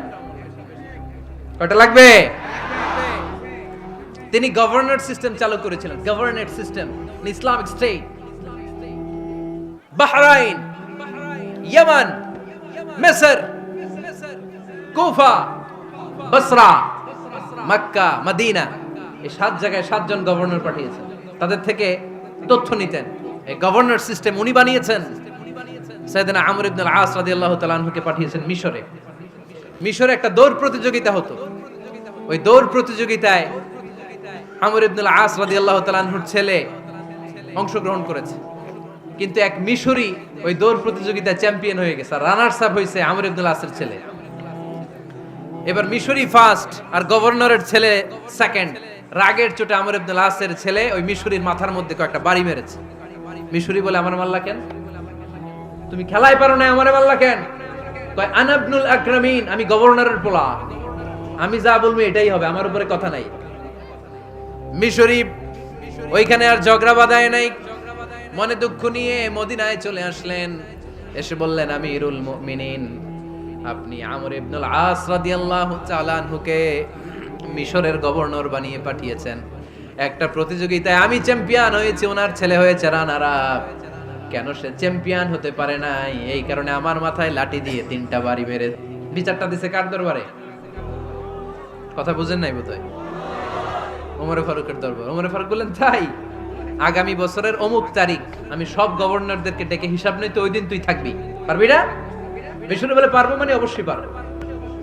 ওই দিন 7 রাজ্য থেকে 7 গভর্নর হাজির। গভর্নরদের ছেলেরাও হাজির, মিশরীয় হাজির। 7 গভর্নরের কাছ থেকে 7 এলাকার খোঁজ খবর নেয়ার পরে ওমরে ফারুক বললেন, আইনাল মিসরি, মিশরি লোকটা কই, এদিকে আয়। মিশরি সামনে আসার পরে বলল, আমর ইবনুল আস, তুমি মিশরের গভর্নর, তোমার ছেলে সহ তুমি আসো। আমর ইবনুল আস এসে সামনে বসে রইলেন।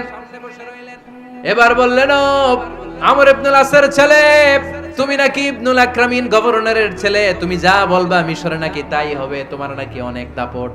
নিজে একটা লাঠি এনে মিশরীর হাতে দিয়ে বলল, এবার তোর মাথায় যতটা মারছে তুই ততটা গুনে গুনে মার, আমি দেখবো।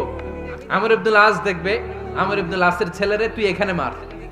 সে বলতেছে, থাক, আপনি বলছেন এতেই যথেষ্ট, মারা লাগবে না, আমি মাফ করে দিলাম। ওমরে ফারুক বলল, খবরদার, মার, মার ওর মাথার মধ্যে। মিশরি ওমরে ফারুকের ধমক শুনে ভয়ে ভয়ে 3টা বাড়ি মারল। এই বাড়ি মারা দেখেও ওমরে ফারুকের হৃদয় ঠান্ডা হয় নাই। লজ্জায় আমর ইবনুল আস, বয়স হয়ে গিয়েছে সাহাবা, মাথা তখন টাক, মাথায় চুল নাই। লজ্জায় মাথাটা হেট হয়ে মাথাটা নিচু করে রেখেছে। এবার রাগের চোটে ওমরে ফারুক বললেন, এবার আমর ইবনুল আসের টাক মাথার মধ্যে একটা মার, মার। কেন ছেলেকে শিক্ষা দিতে পারে নাই? ইয়া আমর ইবনুল আস, মাতা জাআলতুমুন নাস আবিদা, তোমরা কখন মিশরীদেরকে নিজেদের দাস বানায় নিলা? ওয়াকাদ ওয়ালাদাতুম উম্মুহুম আহরারা, আর ওদের মায়েরা তো ওদেরকে স্বাধীন সন্তান হিসেবে প্রসব করেছে। মানুষদের উপর ক্ষমতাগিরি করার জন্য গভর্নর পাঠাই নাই। খবরদার, জনগণ তাদেরকে দেখভাল করার জন্য তোমাদেরকে পাঠানো হয়েছে, তাদের উপর কোনো অত্যাচার করার জন্য নয়। চিল্লায় বলেন ঠিক কি না?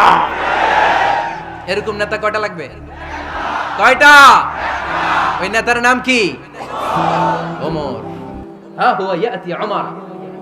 22 জায়গায় বিশ্বনবী কয় একটা, ওমরে ফারুক বলে আরেকটা। আল্লাহ বলে, বিশ্বনবী আপনার পক্ষে আমি আয়াত নাজিল করতে পারলাম না, আমি ওমরের পক্ষে নাজিল করে দিলাম। বিশ্বনবী বলতেন, ইন্নালি কুল্লি উম্মাতিন মুহাদ্দাস, সব উম্মতের মধ্যে, সব নবীর উম্মতের মধ্য থেকে একজন করে আল্লাহ তাকে মুহাদ্দিস বানাতো। মুহাদ্দিস না, মুহাদ্দাস। মুহাদ্দাস মানে এমন লোক যিনি যা ভাবতো ওই ভাবনাটাই আল্লাহ আয়াত হিসেবে নাজিল করে দিতেন। বিশ্বনবী বলেন, আমার উম্মতের মধ্যে মুহাদ্দাস হচ্ছে সাইয়েদনা ওমর। মদিনার সবচেয়ে বড় মুনাফিকের নাম আব্দুল্লাহ ইবনে উবাই ইবনে সালুল, সব মুনাফিকদের সরদার, কিন্তু এই মুনাফিকের ছেলেটা হলো পাক্কা ইমানদার। এই ছেলের নাম হলো আব্দুল্লাহ। আওয়াজ করে বলেন, ছেলের নাম কি? আব্দুল্লাহ ইবনে উবাই ইবনে সালুল, মুনাফিক সরদার যখন ইন্তেকাল করলো, সাইয়েদনা আব্দুল্লাহ রাদিয়াল্লাহু তাআলা আনহু বিশ্বনবীর কাছে এসে চোখের পানি ছেড়ে ডেকে বলে, নবী আপনিও জানেন আমিও জানি, মদিনার সবাই জানে আমার আব্বা মুনাফিকদের সরদার, কিন্তু আমার মন তো মানে না, আমার তো পিতা, আমার তো বাবা লাগে, আমার তো মন মানে না। আপনিও জানেন মুনাফিক, আমিও জানি মুনাফিক। নবী আপনার দরবারে কিছু আমি চাই না, আপনার গায়ের একটা জামা দেন, আপনার জামাটা পরিয়ে আমার বাবারে দাফন দিব। এর উসিলায় যদি আমার আব্বারে আল্লাহ মাফ করে দেয়, দয়ার নবী মায়ের নবী জামা খুলে দিয়ে দিলেন। পড়েন সুবহানাল্লাহ। আব্দুল্লাহ রাদিয়াল্লাহু তাআলা আবার আবদার চললেন, নবী জানি আমার বাবা মুনাফিক, কিন্তু আমার তো বাবা, আপনার দরবারে ফরিয়াদ, আপনি নিজে যে আমার বাবার জানাজার নামাজের ইমামতি করবেন। দয়ার নবী মায়ার নবী জানাজার নামাজে যেতে চাইলেন। ওমরে ফারুক বললেন, নবী না, খবরদার আপনি উবাই ইবনে সালুলের জানাজায় যাবেন না। বিশ্বনবী জোর করে যেতে চাইলেন। সাইয়েদনা ওমরে ফারুক বিশ্বনবীর জামা পেছন থেকে টেনে ধরলেন। আল্লাহু আকবার, টেনে ধরলেন, যাবেন না আপনি। ওমরে ফারুকের হাত থেকে হ্যাচকা টান মেরে জুব্বা টান দিয়ে বিশ্বনবী জানাজায় চলে গেলেন। রব্বুল আলামিন আয়াত নাজিল করলেন, ইস্তাগফির লাহুম আও লা তাস্তাগফির লাহুম ওয়া ইন তাস্তাগফির লাহুম ৭০ মাররাতান ফালান ইয়াগফিরাল্লাহু লাহুম। নবী গো, একবার নয়, দুইবার নয়, ৭০ বারও যদি এই মুনাফিকের জন্য আপনি ক্ষমা চান, তার জন্য ক্ষমা নাই, তার জন্য আছে জাহান্নাম। ওয়ালা তাকুম, আপনি যাবেন না আলা কবরি, কখনো তাদের জানাজায় যাবেন না। এই যে একটা ভুল করে ফেলছেন, এটা এবারই শেষ, এরপরে আর যাবেন না। সাইয়েদনা ওমরে ফারুকের পক্ষে আল্লাহ তাআলা কোরআনের আয়াত নাজিল করে দিলেন। চিল্লায় পড়েন আল্লাহু আকবার। এভাবে 22টা জায়গায় ওমরে ফারুক যা বলেছে, এটা নিয়ে একটা আলাদা আলোচনা হইতে হবে, আলাদা একটা আলোচনা লাগবে যে 22টা আয়াতে আল্লাহ তাআলা বিশ্বনবীর পক্ষে কোরআনের আয়াত নাজিল না করে সাইয়েদনা ওমরে ফারুকের পক্ষে আয়াত নাজিল করেছেন। চিল্লায় পড়েন সুবহানাল্লাহ। ওই ওমরে ফারুককে আমাদের মডেল বানানোর দরকার আছে না নাই? ওই ওমরে ফারুকের জীবনী আমাদের ছেলে মেয়েদেরকে পড়ানোর দরকার আছে না নাই? আমাদের ভবিষ্যৎ প্রজন্ম এগুলো জানে না। ওরা সালমান খান দেখে বড় হয়, ওরা শাহরুখ খান দেখে বড় হয়, ওরা ঋত্বিক রোশনকে দেখে বড় হয়, ওরা মনে করে যে এরাই বড় সুপার হিরো। আমাদের যে কত বড় সুপার হিরো আছে এরা জানেই না। নতুন প্রজন্মের কর্ণকোহরে সাইয়েদনা ওমরে ফারুকের ইতিহাস পৌঁছে দেওয়ার দরকার আছে না নাই? ওমরে ফারুকের ইন্তেকালের ঘটনাটা বলেই আমরা মুনাজাতের দিকে যাব। শুনবেন? শুনতে চান? উনি স্বপ্নে দেখলেন একটা লাল মোরগ ওনাকে 3টা ঠোকর মেরেছে। কয়টা? উনি জুমার নামাজে, জিলহজ মাসের শেষ সপ্তাহে জুমার নামাজে বললেন যে একটা লাল মোরগ 3টা ঠোকর মেরেছে। মুগীরা ইবনে শুবা রাদিয়াল্লাহু তাআলা আনহুর দাস আবু লুলু আল মাজুসি, এই লোকটা খঞ্জর বানাতে পারতো। মুগীরা রাদিয়াল্লাহু তাআলা আনহুর দাস। মুগীরা প্রতিদিন 4 দিরহাম করে চার্জ করত, যেহেতু দাস। সে এসে বিচার দিল, আমিরুল মুমিনিন, মুগীরা আমার থেকে বেশি টাকা চায়, জুলুম করে। ওমরে ফারুক বললেন, তাই? তুমি কি কাজ জানো? বলে, আমি খঞ্জর বানাতে জানি। বাড়ি কই? পারস্য। আরে তুমি খঞ্জর বানাতে জানলে তো 4 দিরহাম অনেক কম, সে তো আরো বেশি টাকা নেওয়া দরকার ছিল তোমার থেকে। আবু লুলুর এই কথা পছন্দ হয় নাই। সে কয়, ওমর তুমি সবারে দয়া দেখাও, আর আমার ক্ষেত্রে কঠিন নিয়ম বানাইলা, দাঁড়াও এই নিয়ম তোমারে আমি দেখাবো। এই রাগে সে বাড়িতে যে একটা খঞ্জর বানালো। কি বানালো? খঞ্জর চিনেন? ছোট্ট ছুরি। কিছুদিন আগে ওমানের সুলতান কাবুস ইন্তেকাল করেছে, জানেন আপনারা? ওনার এই কোমরের মধ্যে খঞ্জর থাকতো, ছবিতে দেখছেন? আরব শায়েখ যারা সুলতান আমির, কোমরে কি থাকে? ছোরা থাকে, খঞ্জর। সে বাসায় যে একটা খঞ্জর বানালো, যেই খঞ্জরের 2 মাথা, লাহু রাসান ওয়া মাকবাদাতুহু ফি ওয়াসাতি, আর ধরার হ্যান্ডেলটা মাঝখানে, এদিকেও ছুরি এদিকেও ছুরি, যাতে এইভাবে মারা যায়। সে ধার দিতে লাগলো আর বলল, ওমর দাঁড়াও, তোমারে আমি দেখাবো। ওমরে ফারুক মসজিদে নববীর ইমাম, ফজরের নামাজের সময় এ আবু লুলু আল মাজুসি বুরনুস পরে, চাদর পরে, লুকিয়ে লুকিয়ে, সে অগ্নি উপাসক, মুমিন নয়। ওমরে ফারুককে অ্যাটাক করার জন্য গেলেন মসজিদে নববীতে। ওয়াকানু ইউসাল্লুনা বিগালাস, তখন ওনারা অন্ধকারে নামাজ পড়তো। নামাজের সময় যখন হলো, লুকিয়ে লুকিয়ে প্রথম কাতারে ওমরে ফারুকের পিছনে মুয়াজ্জিনের পাশেই দাঁড়ালেন, হাতে খঞ্জর। একামত হলো, ওমরে ফারুক সালাত শুরু করলেন, ফজরের সালাত, আল্লাহু আকবার। নামাজ শুরু করলেন, সূরা ফাতিহা বললেন। আরেকটা সূরা যখন পড়তে যাবেন, in the meantime Abu Lulu এই খঞ্জর নিয়ে ওমরে ফারুকের বুকের মধ্যে 3টা স্টেবিং করলেন। একটা মারলেন নাভির নিচে, মারার সাথে সাথে পাকস্থলী কেটে গেল। আরেকটা মারলেন পাজরে, পাজর ছিঁড়ে গেল। 3টা মারার পরে ওমরে ফারুক বললেন, কাতালানি আল কাল, এক কুকুর আমাকে মেরে ফেলেছে। পেছন থেকে এক সাহাবীকে টান মেরে সামনের দিকে নিয়ে গেলেন, তুমি নামাজের ইমামতি করাও। আর ওমরে ফারুককে বাকিরা ধরাধরি করে পেছনে নিতে আরম্ভ করলেন। আর এই আত্মাই আক্রমণ যে করেছে, সে কাতারের মাঝখান দিয়ে যেতে আরম্ভ করলো আর 2 দিকে ছুরি মারতে আরম্ভ করলো। 13 জন সাহাবীর গায়ে ছুরি মেরেছে, 7 জন সাহাবা স্পট ডেথ, জায়গায় মৃত্যু। এই ভয়ঙ্কর অবস্থা দেখে এক সাহাবী বুরনুস, এক ধরনের জুব্বা আছে মাথাওয়ালা, অনেকে জ্যাকেট পরছেন না এরকম মাথাওয়ালা, লম্বা জুব্বা আছে আরবরা শীতে পরে মাথাওয়ালা, এই মাথাওয়ালা জুব্বা বের করে এক সাহাবী জালের মতো তার দিকে উড়ায় মারল। ওই বুরনুসের মধ্যে পেঁচিয়ে আবু লুলু মাটিতে পড়ে গেল আর সুইসাইড করে ফেললো, নিজের বুকে নিজে মেরে আত্মহত্যা। যেই সাহাবীকে ইমামতির জন্য দাঁড় করালেন, উনি ছোট্ট সূরা দিয়ে প্রথম রাকাতে সূরা আল কাউসার, দ্বিতীয় রাকাতে সূরাতুল ইখলাস দিয়ে নামাজ শেষ। ওমরে ফারুক বেহুশ। ওমরে ফারুক কি বেহুশ। সবাই কান্নাকাটি করতেছে, সবাই দেখতে গেলেন, এখন হুঁশ ফিরে না। মুখের মধ্যে, মুখ খুলে রাষ্ট্রের চিকিৎসক মুখের মধ্যে দুধ দিলেন, ওই নাভি দিয়ে দুধ বের হয়ে যায়, পাকস্থলী কেটে ওখান দিয়ে দুধ বের হয়ে যাচ্ছে। তারা বললো, ওনারে বাঁচানো সম্ভব না, দেখেন হুঁশ ফিরে কিনা। হুঁশ ফিরলে ওনার পরে কে আমির হবে, উনি যেন প্যানেল ঠিক করে দিয়ে যায়। সবাই তাকিয়েছে ওমরে ফারুকের চোখের দিকে। আল্লাহর মেহেরবানিতে ঘন্টা খানিক পরে উনি চোখ খুললেন। চোখ খোলার পরেই বলেন নাই, ও মা আমি মরে যাই। চোখ খোলার পরে উনি বলেন নাই, কে মারলো আমারে। চোখ খোলার পরে উনি বলেন নাই, আমার পরে নেতা কে হবে। চোখ খোলার পরে সর্বপ্রথম কথাটি ছিল, আসল্লান নাস, আমার নেতৃত্বে যে ফজরের নামাজটা শুরু হয়েছিল, এটাকে ঠিকমতো তোরা পড়েছিলি? আমার নেতৃত্বে যে ফজরের জামাত শুরু হয়েছিল, সেটা ঠিকঠাক মতো সমাপ্ত হয়েছিল কিনা আগে বল। আসল্লান নাস, নামাজটা হয়েছে কিনা বল। সুবহানাল্লাহ কইতে পারলেন না? This is Omar, hour super hero. নেতা অনেকগুলো লাগে না, এরকম নেতা একটাই যথেষ্ট, যে গোটা বিশ্বকে কাঁপায় দিতে পারে। চিল্লায় বলো ঠিক কিনা? আমরা চাই আমাদের ছেলেগুলো ওমরে ফারুকের মতো বড় হোক। আমরা চাই আমাদের ছেলে মেয়েগুলো খাব্বাব, খুবাইব, সাইয়েদনা আলী, উসমান, আবু বকর রাদিয়াল্লাহু তাআলা আনহুর অনুসরণে বড় হোক, ঠিক কিনা? আমরা একটা ওমর চাই, যিনি আমাদেরকে সালাতের শিক্ষা দিয়ে গিয়েছেন, ইন্তেকালের আগে বলেছেন সাল্লান নাস।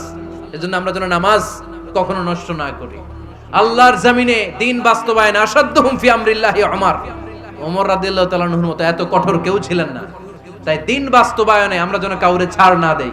সবার আগে আল্লাহর দিন, সবার আগে আল্লাহর কোরআন, সবার আগে আমার ইসলাম, ঠিক কিনা?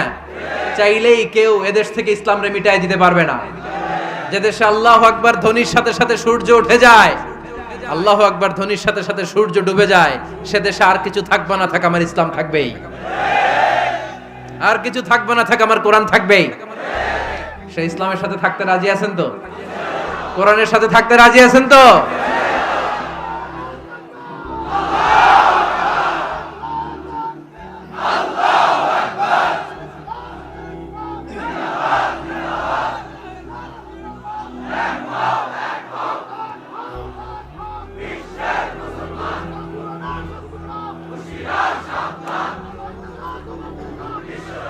আল্লাহ আমাদের সবাইকে কবুল আর মঞ্জুর করে নেয়। আমরা পড়ি আমিন।